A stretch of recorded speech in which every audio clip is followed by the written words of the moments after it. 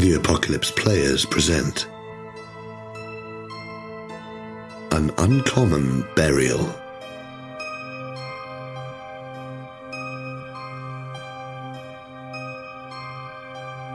A Call of Cthulhu 7th edition scenario written by Danann McAleer in the style of M.R. James.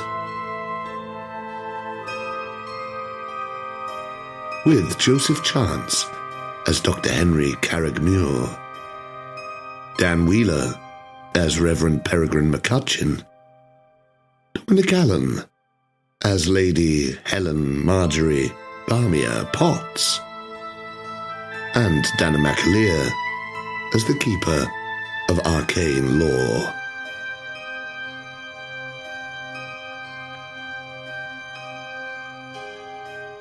Part 1. Just a Messenger.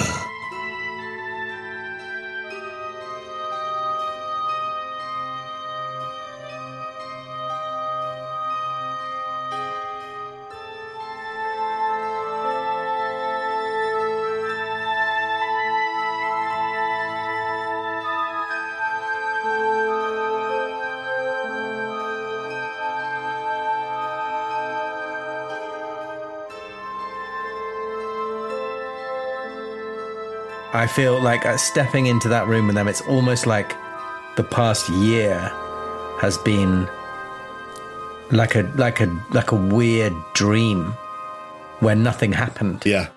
Well, I like the feather in your hat there, Reverend. Is that, that's a new hat? Kind of you to notice. It's a J. Is that macaroni? Of course. A little touch of your friend Wagner's spirit in you, I think, there.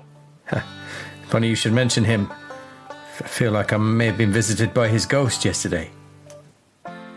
Wasn't he friends with that man, Keister? He was indeed. Well, the fire's warm enough. And if that's not warm enough, I tell you what, Lady Bjarmia Potts will warm the cockles of your heart with her conversation.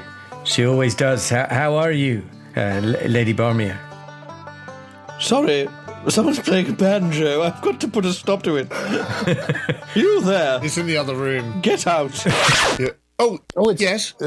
Oh, sorry. When I said... That'll just be one of the boys. Let me tell you, when I wanted... He shits himself and runs out of the room with the banjo. I remember they did always used to schedule music practice alongside quiet reading time. I've never understood it. When I said I wanted instrumental folk music, I meant of the British Isles. He's probably off to fuck his sister. It's nice to see that nothing really changes in this place. Bjarmia's over by the jukebox. Just...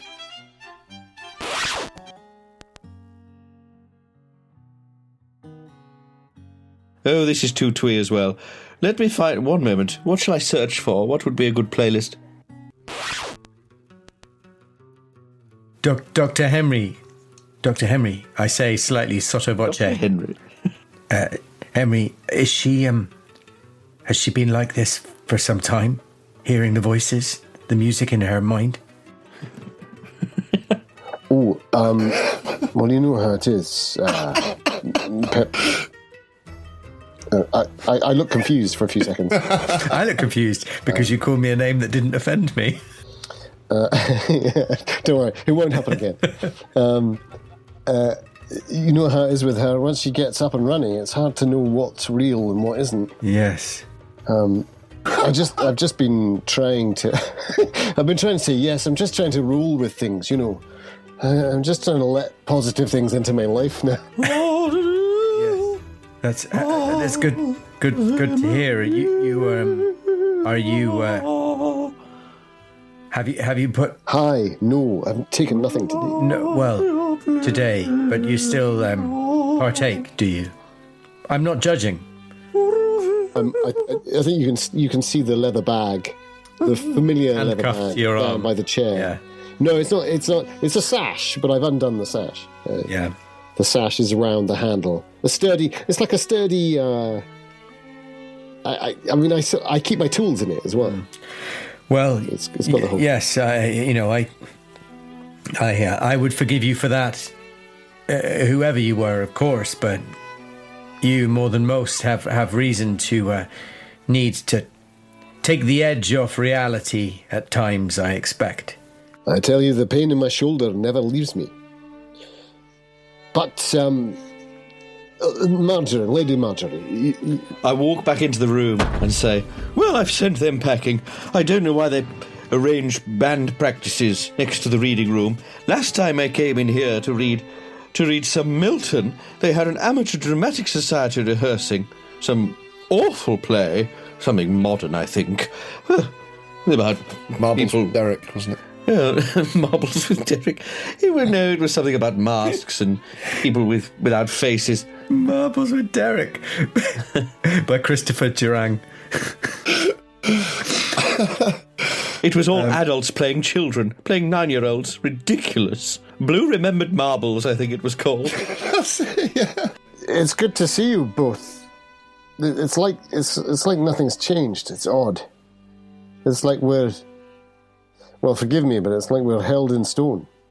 But of course, everything has changed. Yes.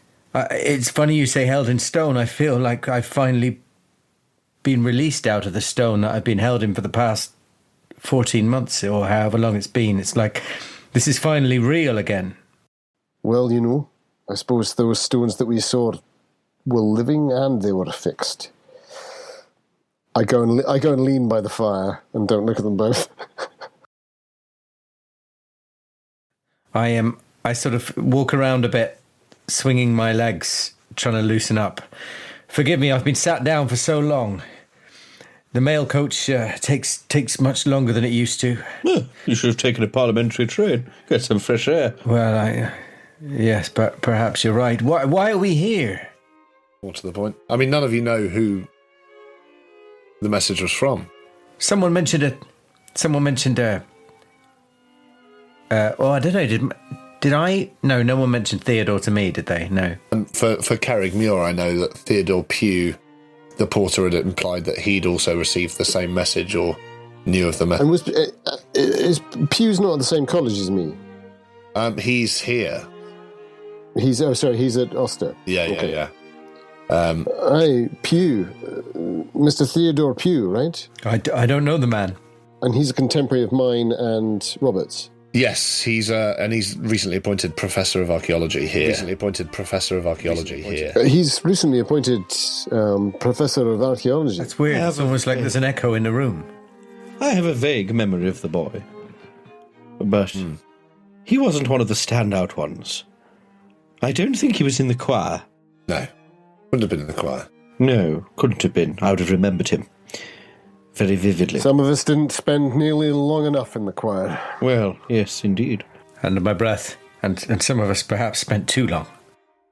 And then I get very close to them all of a sudden. I bustle over and take them both by the forearm. You don't suppose it's blackmail he's after? I mean, I can't speak for you two. My memory isn't perfect. I've tried to forget as much as I can with the dreams, and I know I've done some terrible things. No. And what do we have to show for it? We know nothing of Robert. Lady Marjorie.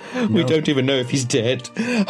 No, perhaps that's what this is about, though. Perhaps a body has been found, and this is. Oh! Forgive me, I'm sorry, but wouldn't that be some comfort to know that he was at peace? Some air. I'll get you some water. Get not something stronger. A brandy. Yes, good. As you move through the sort of the side doors to the adjoining where they were practicing the musical instruments, they've all been scared off by now, luckily. There is you can pour a brandy and water, and as you do so, the other two of you hear from downstairs a sort of door closing and a voice sort of saying, "Oh, thank you, Winston. Anyone else up there? Good. Thank you, my man." I know you hear footsteps coming up the stairs towards the room, and the door swings open. Unless you want to do anything quickly, like ready a gun. No, I pour 3 inches of brandy and half an inch of water, and I take it back.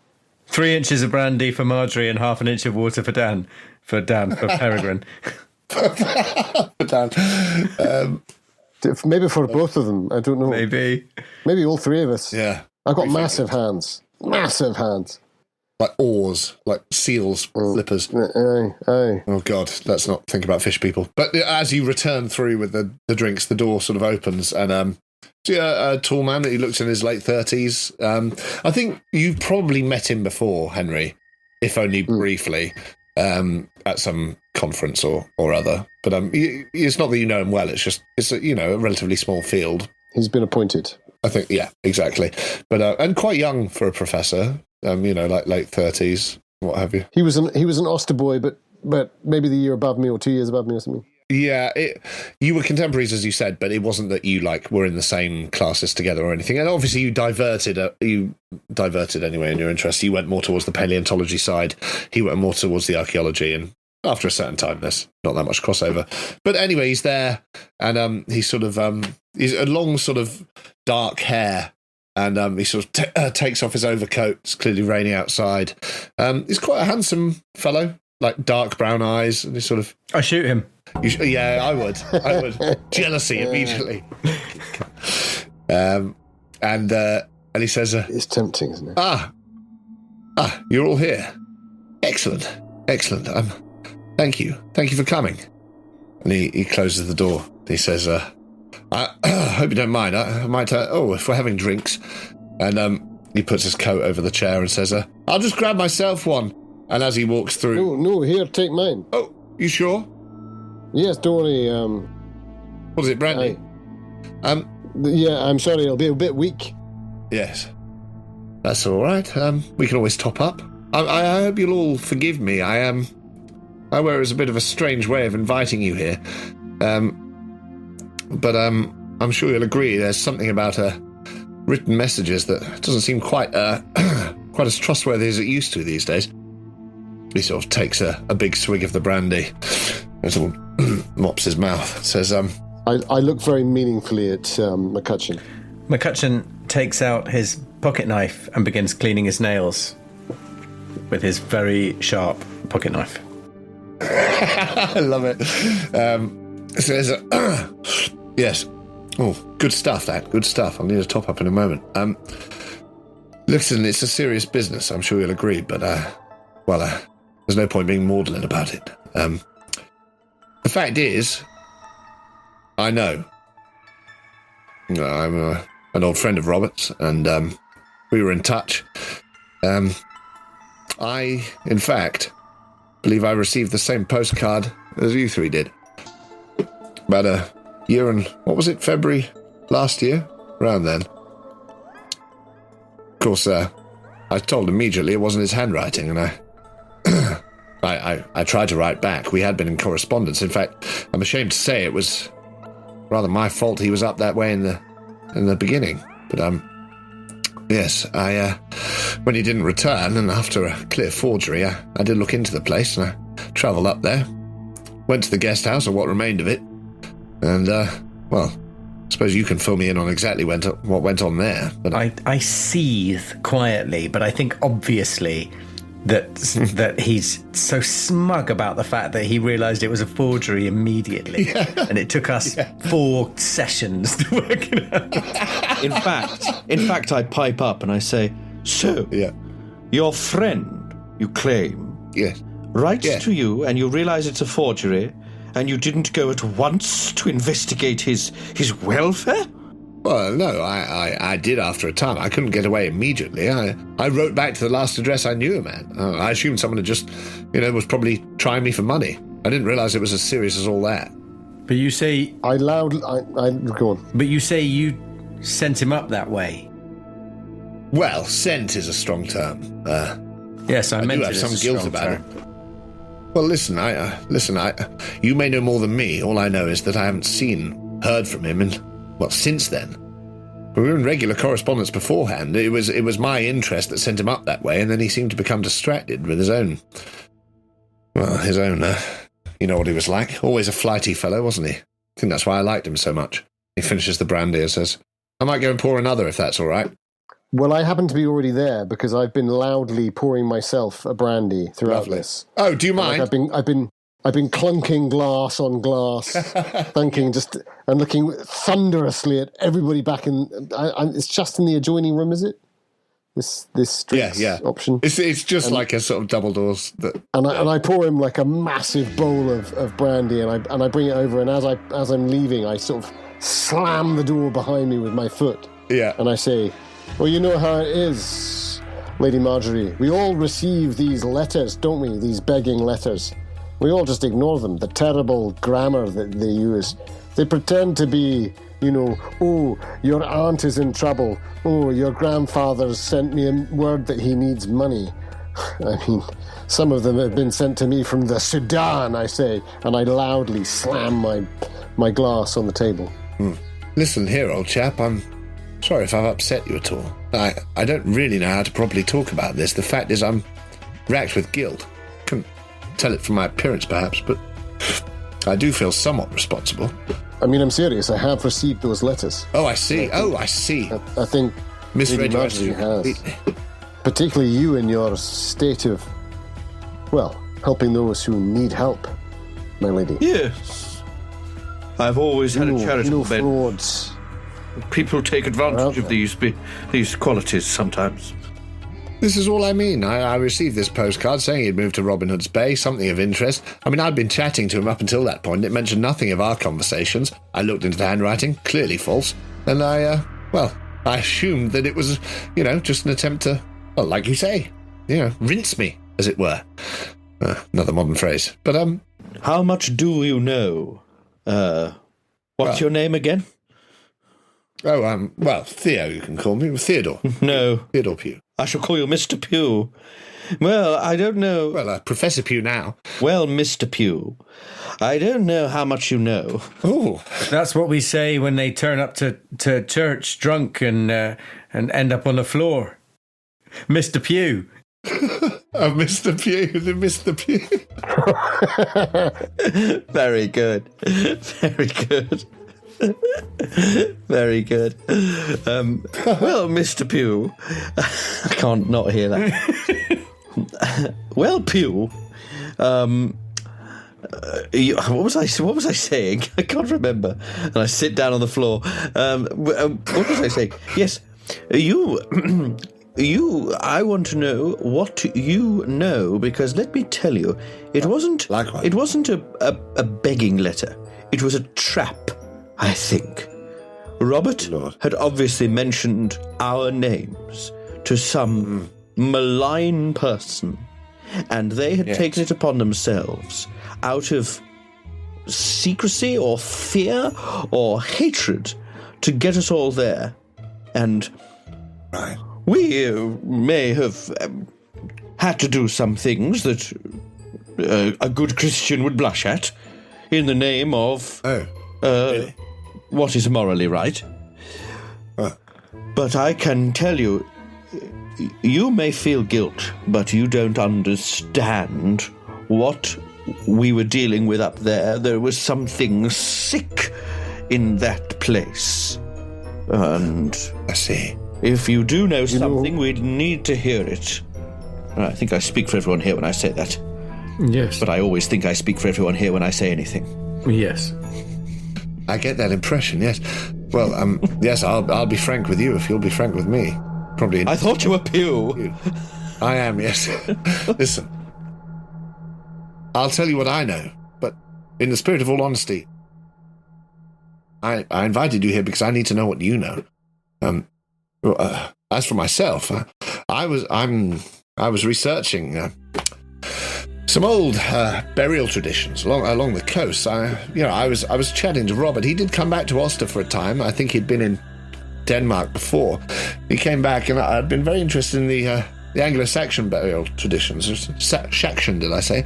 Turning into Yes, but you have had quite a few brandies. That's true, yes. Another 3 fingers, I think. Listen, this is almost by the by, because I don't think it's anything to do with it, but there are rumours of artefacts buried along the coast from, from Scotland all the way down to, near enough to Brighton, all along the coast, that they would bury successful warriors' helms, swords, chest plates, things like that, to protect the coast. They would charm them, like a warding off of invaders.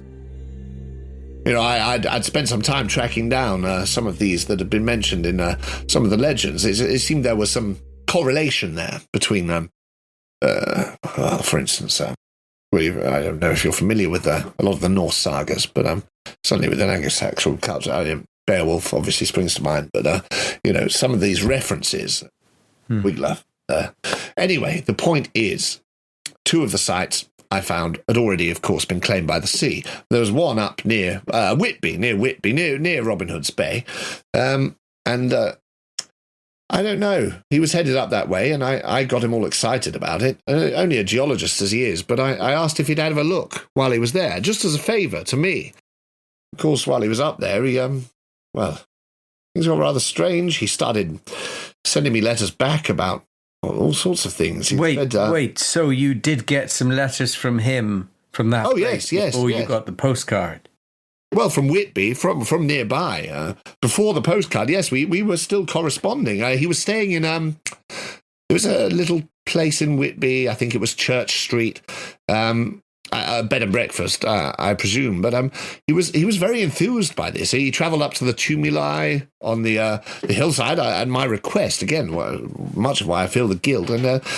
But he seemed to have been uncovering something, and then he seemed to get distracted. There was talk of, you know him, started talking about strange fossils, and he seemed very concerned. He said that people had been going missing.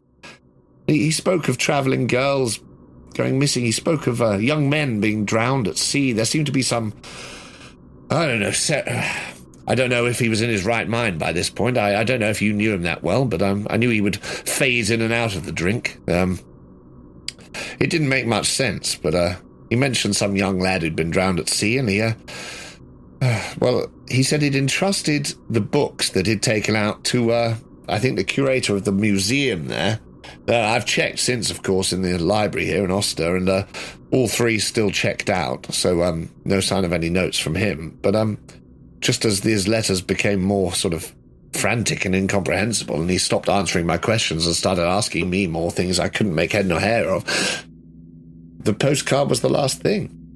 And, of course, when I realised no one had heard of him, I did go up. I went up, and I'm sorry it wasn't sooner, maybe 2 weeks. But it turns out you'd seen to it already, because the guest house he claimed to be staying in burned to the ground. I'm assuming you know something about that. Why would you assume we knew anything about that? Well, listen, I'm not a fool. I wanted to know who'd been up there with. I wanted to see if anyone else had been in contact. I asked my the bursar's a personal friend of mine, at your college, in fact. Sorry, hope you don't mind, Doctor. But, no, that makes more sense. Some of your receipts placed you in the area at the time, and, asking around some of the locals, there was a couple of landladies, strange sort of 9-10-year-old boy who's very infuriating. So, excuse me, I'm merely a simple country parson, so a lot of this... Don't do yourself down. Oh, no, honestly, I really am quite slow, and a lot of this is over my head. I just want to make sure I understand why I've arranged for the non-stipendiary minister to cover me at... you managed to find it. Newton Valence Parish Church while I'm away here on business. So I just want to be absolutely sure I understand that you were up in Whitby 2 weeks after us. Yes. Not quite sure still how you knew we were there in February, but you were there February, maybe March last year. Well, I didn't know you were there until afterwards. I went up myself. Of course, if you'd let me finish, that would be most kind. So yes, by the time you made it up there, that would have been... As you're talking, he walks through the double doors again. March, and I stood a start to follow him and speak louder like this. It would have been March, perhaps, last year. And yes, March, that's right. It's taken you a year, has it, to track us down and ask us whether we know anything about the guest house burning to the ground. I'm not quite sure what you've been doing for the past year. I'm not accusing you of anything. As I say, I'm a very slow, simple man. I just don't understand, and I think perhaps you could fill in some gaps for us. Reverend Perregrine, I don't think you're slow at all. Unless you want to roll an acting skill. I think you know exactly what you're talking about, and you're a sharp man, and you don't need to patronise me either. Listen, I've already admitted a sense of guilt. We're all friends here, I think, or at least mutual friends of Robert. Now, it took me a while, yes. I was still getting my professorship. I was still doing my research. For all I knew, you know Thomas, Robert. You know, he would often, he was flighty. Like I said, of course I was worried, but after I'd been up there, I was, you know, something had clearly gone down. Now, listen, it took me long enough to figure out you'd been up there in the first place. I did my research and everything. It took me long enough to talk to the bursar, find out about Dr. Carraig-Muire. It took me even longer to place the other two of you. It's not like you didn't hide your tracks. You didn't tell many people about it, did you? No, we didn't. So, do you know who wrote the Did you sign a guest book or anything? If you did, it was burned to the ground by the time I got there. The records weren't much to speak of. It wouldn't have helped you. No. Do you know who wrote the postcard? No, I don't. I was hoping you would. In fact, if you wouldn't mind. The Reverend Blackwell. Oh, Reverend Blackwell. I'm fairly sure he died up on the hill. Well, I don't know if I've met a Reverend Blackwell. He was the local... Oh, okay. I think perhaps he was mentioned in one of the letters, but... Oh, interesting. Is he still there? Someone we can get back in touch with? Why on earth did he write the letters? He was looking for money, I feel fairly certain that the man is dead. Church roof needed... The Reverend's dead. He was having a homosexual affair with Robert. Marjorie. Well, it may as well all come out now. Oh, yes. Live and let live, I say. I turn away and stand looking at the window. All 6'1" of me. Get away from the window. Oh, sorry. It's a very narrow sort of little window, one of those little alcovey boxy things. Little casement, yeah. Yeah. I take a gulp of brandy. As well you might. Oh, I see. Homosexual, eh? Oh, that's rather spicy. Well, I had no idea. None of us did. Some people linger in the need for those things. You know, I served a little in the Sudan. I've seen how close men can get in difficult times. And Blackwell, and well, anyway, and I look very meaningfully at Lady Helen, Marjorie, Bjarmia Potts, and I stop myself. I look meaningfully then across it. Perregrine for help. Listen, if you could return the favour and tell me anything you know. I mean, how did this reverend fellow die? Was it in the fire? Return what favour exactly? Well, I've told you everything I know. This is why I've called you here, to see what you know. Ah, I see. I mean, I've got missing pieces too. It's not like I'm the mastermind of this whole thing. It was. These books that you talk about, Perregrine, do they match up with the story of Robert's journey? The books from this museum, was that from in Whitby? Oh, he said he took out some. I've got a list of them here somewhere. Where are they? Yes, and he takes out a little notebook. He said, no, he took them from the library here just before his trip. Do you mind if I take a look at those? Yeah, of course. It's just a list. I can read them out to you. It says, and as I'd like to go towards him to take it and try and get really close to him and kind of get a look at, you know, the whites of his eyes, if you will, and you know, to see whether it looks like he is trying to pull the wool over our eyes in any way. In a mad moment, simultaneously, I'm nervous that he's going to try and strike this man in some way. Yeah. So I nip across, I think past you, Potts, Bjarmia. I never know what to fucking call it. I keep forgetting. Past Marjorie. Anything but Helen is fine. I go past Marjorie. It's never Helen. It's all part of the fun. And I scoop up my sturdy walking stick, my walking cane, my trusty stout cane, which is not to, of course, support any injury. It's trusting cane. Yeah. Yeah, exactly. But it's all, you know, obvious that I'm doing it. I'm not able to still... Easy there. Everything all right? And he turns to you, Perregrine, realises you're suddenly far closer to him, and sort of says, I'm sorry if... I realise sometimes I can come across a bit cold. Just a defence mechanism, I think. Oh. But you are close enough to see the whites of his eyes if you want to do, like, a psychology roll. I'd love to do a psychology roll. Yeah. I'm ready to remove his head with a golf swing. Love it. Oh, now that is a hard success. Oh, A wow. 12 on my Okay. 29. Thank God. You get the impression that he is desperate to know what you know. Maybe a lot more desperate than he's making out. You suddenly sort of get the impression that his whole casual attitude is maybe well practiced, but it's certainly affected. And Is it? Yeah. there's Tension. he seems like a man that there's pressure behind, let's say, or a man who seems like there's pressure on him to succeed in this moment, like whether it's self-inflicted or whatever. He just it's not that he's being dishonest about wanting to know what you know, but it's that there's a lot more stress. It's like the swan with the legs sort of rapidly going under the water. with that information, then I will say to him, who else have you been speaking to about this? Must be lots of people who want to find out what happened to Robert. Of course, I spoke with the local. I'm sure you did the same after your recuperations.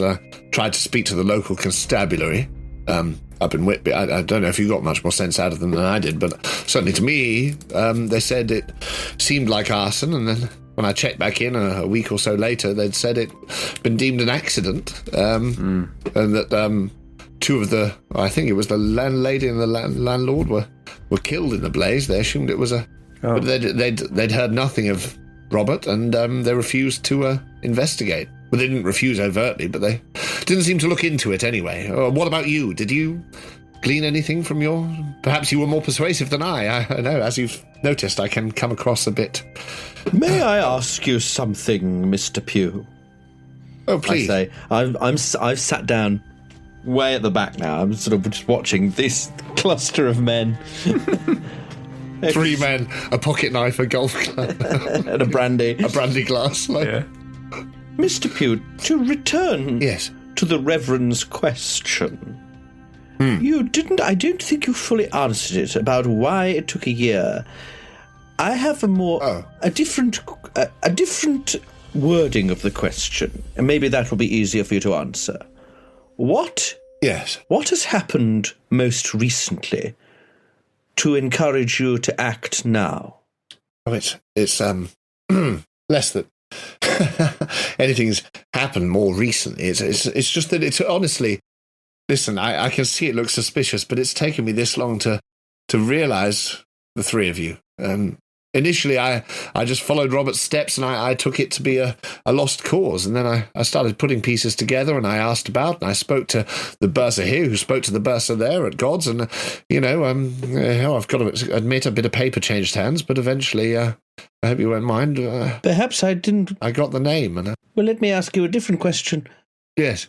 Given that you went up there, and you saw there had been a fire, and you realised you hadn't heard from Robert for as long as we had. Yes. Why didn't you assume the worst, that he had died in the fire, and simply get on with your life? Why did you then decide to investigate further? There is something, isn't there, that is unresolved, that can't be simply explained by Robert being dead. Listen, they never found his body. Well, they claimed to have never found it. Mm-hmm. They said there were 2 bodies in that house. Also, Robert can't have been there. Yes. And listen, I hate to sound callous. 2 bodies, you say? Only 2. Just 2 bodies. Yes. Just 2. Well, I mean, it was only 2 bodies. A 2-floor house? Yes. Well, Yes. I looked into the markings, and that was all I could understand. Well, I think it was just Well, there was a cellar too, so if you're putting a body on each floor, maybe add a 3rd. A cellar? Maybe not make it Robert's. They didn't mention a cellar. No. And an attic room. I bet they damn well didn't. Well, by the time I by the time I reached there, just looked like stone and, stumps of timber. There was no trapdoor or anything, just a foundation. Who was it who died in the fire? Well, they claimed, what were their names? The Crows. Peter and June Crow, was that it? Yes. The landlord and the landlady. How sad. They were very welcoming to us. Oh, were they? Well, I'm sorry to have to break the news of their deaths to you, unless you knew about that already. I have to ask. I feel like I'm being very forthcoming, and although I invited you here, I am rather on the back foot. There's 3 of you and 1 of me. If you wouldn't mind telling me something in return. Were you present for the fire? Did you... I've already given you the name of Blackwell. You have. Very right, and a bead of sweat runs down his face. He says, My point? You still are dodging my point, Mr. Pew, which is... I don't think I am. No, you are. You see, you are. You're being very clever and wily by answering the surface issues, but you haven't got to the core, the heart of the problem, which is this. Your interest, I posit, goes beyond simply your friendship with Robert. There's something else that you need to find out, and you're hoping that we have the key to understanding it, and it's connected to his business with the fossils or your business sending him up to Whitby, and I need to know what that is, because that might be the key for us understanding what happened to ourselves. Every time she says key, I pat myself down. Involuntary action. Yeah. Do you want to do me a roll to see if you can sort of... Are you trying to intimidate or persuade or... Intimidate. I think that...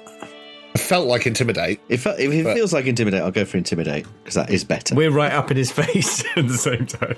I don't need to get close to intimidate. Not with my... Answer the lady. You need to answer the lady. Thank you, Reverend. Gosh, last time a Reverend whispered that close in my ear, I married the woman instantly. Yes, quite. Let's see how that's gone. Well, unfortunately... Oh, dear, I've lost all my screens. There we are. Unfortunately, I've rolled a 68 on my 60, so I'm going to push the roll. Oh, how would you like to do that? I throw my walking stick to one side. Fuck, I thought you might. And I leap up out of the chair, and I barrel towards him, very aware that there is a window right behind. Yes. Get right up in his grill. I think we both part. We're like... Yeah. It's like I was going to say, I definitely take a step back. Yeah, it's like a weird... And he just sort of backs towards the window like... Dramatic maneuver. We both step out as she marches up, like a cruciform. It's like a cruciform maneuver, isn't it? Almost as if we don't even look, we just know it's coming. Yeah. And I say... You've practiced this, haven't you? I say, Dr. Carraig-Muire here has fought in the Sudan, but even he has not... He is not the one here with the largest body count. Damn true. I believe it. Damn straight. He may have fought in the Sudan. I fought Satan. And she has fought wearing satin. I crushed a woman with my ass, and I'm not speaking metaphorically. M.R. James could have written all of this. Yeah. It's so Jamesian. Could have. He could have. Sadly, he didn't. Oh, for fuck's sake. That's an 87. Oh, I should have spent the luck, but I've got so little. I know, this is the problem, right? Yeah. We're fucked. So you sort of back him towards the window, and he sort of he stops right on the pane. And then I get the fear. I get the flashback. No. Yeah. Come away from the window. Oh. All right. Listen, I must say, I hope you had a jolly old time in the Sudan, but in terms of body count, I'm not really interested. I'm a lover, not a fighter. I'm going to get another drink, if that's all right. Now, yes. You have a sit down, Lady Marjorie. Don't want to upset yourself. Listen, I'll be honest. Yes, good idea. It's not as if there isn't any selfish interest for me. Now, no one's heard from Robert Thomas. I have no reason to suspect he's dead. I agree, it may be. Why do you keep calling him Thomas? Why do you keep saying Thomas? His name was Robert. Means Thompson, he's stressed. Listen, I didn't know him that well. And perhaps there is part of this that is a bit mercenary on my account. I did send him up there for a reason. Now, look, what he was looking for, on my account, could be huge. It could be huge. Now, of course, his safety is primary. And after all, huge in its impact, Professor. Yes. But the items themselves are not of great size. No, you could say that. In fact... Cumulatively. Well, yes. I mean, in fact, there's only one. It's just figuring out which one it is. That's the thing. With the other two, I mean, one in... there was one in the Norfolk area around... near enough. A small place, Little Walsingham. You probably won't have heard of it. And another place, up near the border with your country. In fact, both long lost to the sea. There is, I believe, a tumulus still existing up in that area, which contains the helm. Now, curse or no curse, charm or no curse. Do I need to make a sanity roll for the reference of Little Walsingham? That's your call, I think. I think I do. Yeah, I think that's probably fair. I think I do. It's sort of out of nowhere. Yeah. And especially considering the sort of things you went with yesterday, your mum's reference. That's a 92, so obviously that's a fail. Damn, man.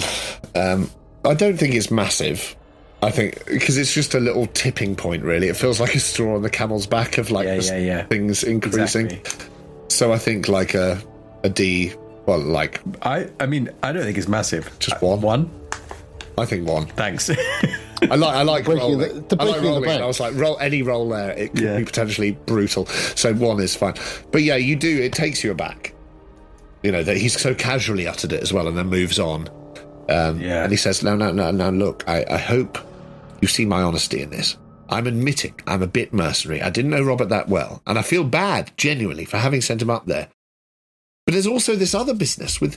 He was convinced that people were being... I don't know what his mental state was. And again, you've told me about this reverend that he seemed to be having some sort of spicy affair with. I'm not one to judge, but, you know, I don't know if he was on the drink or perhaps more... And he sort of gestures towards you, Carraig-Muire, and then sort of realises what he's doing and more, you know, anything. Give me an example. But he was convinced people were being sacrificed. There was some group up there that was sacrificing people. He spoke of young travelling girls going missing. He spoke of young men being lured out on boats and drowned. He was convinced there was some sinister cabal protecting whatever it is that I was looking for. And then it became merged with this, you know, just drawings, pictures, biblical passages, references to fossils. He talked about fracturing. These sacrifices you talk about, these talk of people being sacrificed or murdered, that we have no evidence that happened, but... No. And I look at them both, like, severely and say, but... The actors. I believe it.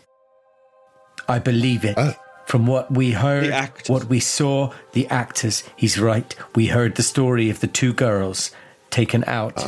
We saw things, we saw people fixed upon crosses. Yeah. We heard things. We have no evidence that it was happening, but I believe what Robert was writing to you, and for God's sake, why wasn't he writing to us as well? And we might have avoided it or got there sooner and saved him. The crows were part of it. They were up to something. They practiced magic. Witchcraft. Magicraft. I see. Well, perhaps that makes sense. Thank you. He looks genuine. I walk up to him and I punch him in the face. Wow, I love it.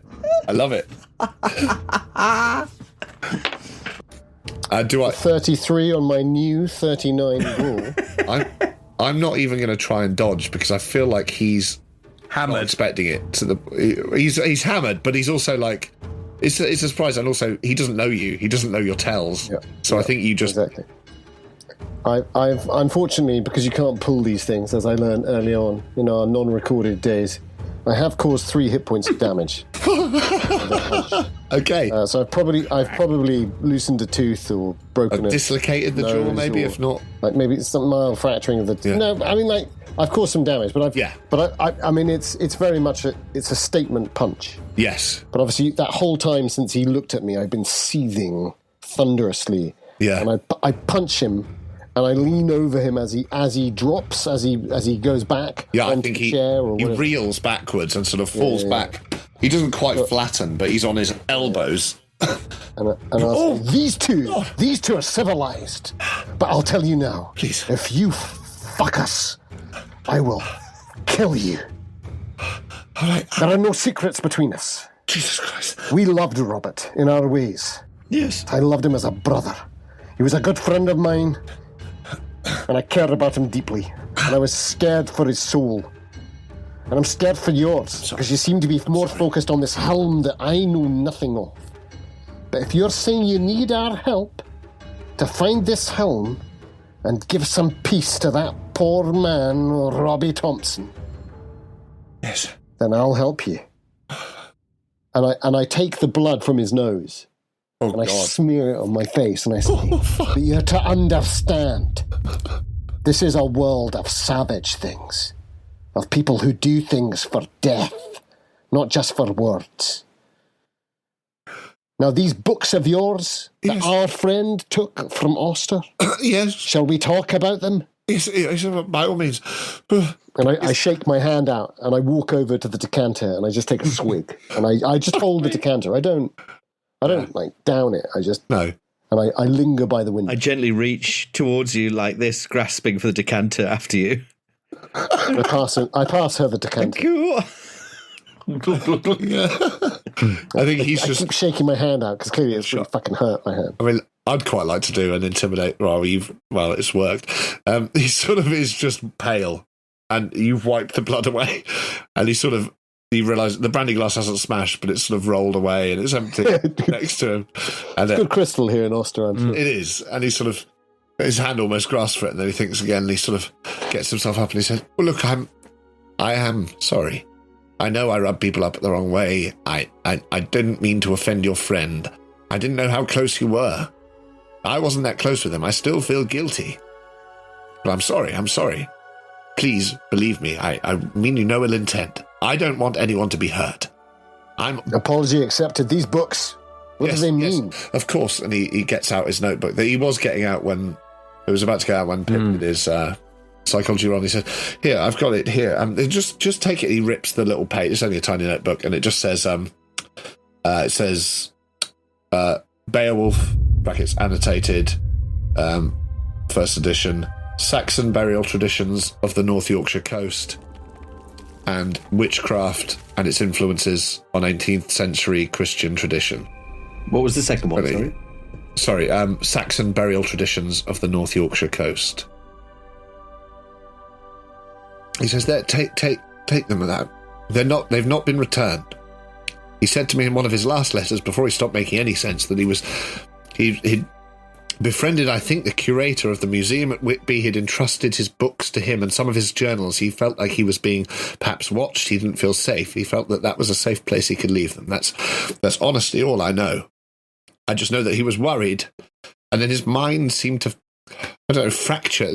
What was he kept saying the word? The fractals. He started talking about the fossil. I mean, he was always more a man of geology than archaeology. But I need to know. I need to. What's if they've not hurt him, clear to me still, Mr. Pew, is whether you want us to find Thompson wherever his body is laid to rest. Yes. Or whether you're still lusting after this helm. Well, listen, he may still be alive. Unless you know something you're not telling me. You found no body? No. Did you? No. I like the chap, and I feel genuine guilt. And if there's a way of... You say that a lot. Don't trust them. You say that a lot. Yes. Perhaps too much. Maybe it sounds like a liar. I have another question. Oh, God, I don't think I've finished this one yet, but go on. Go on, answer the referent. Well, I was just saying, listen, I'm not sure I know I don't trust the local constabulary up there. And, well, Rabbi, as you call him, he seemed to be... Well, he was convinced that there was some cabal, some sinister group, that they were sacrificing people. I mean, you said yourself, Reverend, that you saw evidence of the same thing. Even if you couldn't prove it, you believed it. And he certainly believed it. But, yes, the helm... It is important to me, to my work, and that's why he's up there, but obviously human life is more important. I don't want you to think that. I'm just trying to be open and honest about what my interest was in the first place, why I sent him up. I'm sorry. And he sort of looks again at Carraig-Muire and, I'm sorry, even though it's not you who's talking to. What was your question again? Could I... He sort of picks up the brandy glass that's rolled across the floor and he sort of does a little... Could I? Yes, and I pass him the decanter. Oh, thank you. Oh, well, and as I pass it, I hold on to it a bit too long and I say, there's one thing that bothers me. Still. Yes. You want this helm for your work, your career. Yes. I am an elderly woman. Dr. Carraig-Muire is a veteran who, although can clearly still take care of himself, is perhaps, and forgive me, Doctor, no longer in the forces. And the Reverend is a simple, by his own admission, simple country parson. Why haven't you gone yourself to find this helm? When it sounds like it's simply a case of taking a shovel and going along the beach. Listen, And you were there. Why do you need us? I was threatened by the local constabulary. I'm sorry, you said I might need something a bit stronger, and he walks back through to the drinks cabinet and picks up maybe a scotch and tops up the brandy with a scotch. Jesus Christ. And he sort of, you see him like neck half of it, and then he's just like, just give me a moment. Listen, I wanted to go myself, and he starts pacing. He's pacing like between the like double doors and you, and he said, I wanted to go myself. I couldn't go myself. I sent Robert, and I didn't know it would get this citizen. I didn't realise he'd be in trouble. He'd go missing, but dead. You suggested he was dead. I hope he isn't. And he sort of, and then he sort of just starts. You know, he has his back to you between the double doors, and he just starts. It sounds like he started crying, but he's just facing away from you, and he's quite pissed, and his arm drops to the side. This fucking brandy and whiskey goes everywhere. He's just leaning on the side of the double doors, and then he starts walking backwards towards you, and it's like he's trying to keep his face from you. I'll go towards him with the intention of helping him. He starts sort of walking sideways, like towards you, and then he stops, and then he leans, and then he keeps walking sideways like he's drunk, but it's really strange. And then he sort of turns, Mr. Pew, slowly, and he's still making this weird sound, this that you thought was crying, and you say, Mr. Pew, and he sort of turns around. Pew. And you just see that his neck is entirely open in a huge black gash, and there's blood pouring down his front. Christ, man! I'll leap to try and tend the wound. And without hesitating, I'll try and, because my instinct was to try and help him anyway. Yeah. Before that, but as he turns, yeah, I'll leap to staunch. You leap straight from him. He's sort of crossed the room. He's walking sideways, backwards, away from you. And he's over by the window now. And he's turned around with Get away from the window. Get away from the window. And what do the rest of you do? You leap to his aid. You try and stop him. He sort of falls. Like in that moment, he swings around, looks at you, and you see his eyes look completely lost. His neck opens up like a sort of a yawn, and he sort of topples forward slightly onto his knees. You go to catch him. And I look. Is he got anything in his hand? My first thought is he's done this to himself. No, he dropped the glass. He was in that partition between the two rooms, leaning on the side of it, and he sort of seemed to start crying and then drop his glass. Can I try first aid? I mean, you can. Yeah. I turn to the Reverend and I go, is there someone in there? Is there someone beyond the partition? Oh, do you look to the partition then as soon as that happens? Yes. I think when she says that, I certainly do. I run to the partition with my knife. Well, you out. turn, and as you start running, you see a man-sized owl. Owl? an owl, bright red eyes, and this pointed head just pass out sideways between the door, black feathers down to the ground, facing you. Yeah, and yeah, you realise, even in the spitting firelight, you realise it must be a mask. It must be a mask, but it looks so real. It looks like a man's body with an owl's head, but an owl that is just directly facing you as it passes the room sideways.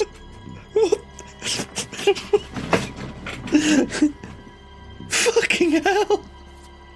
This is horrible.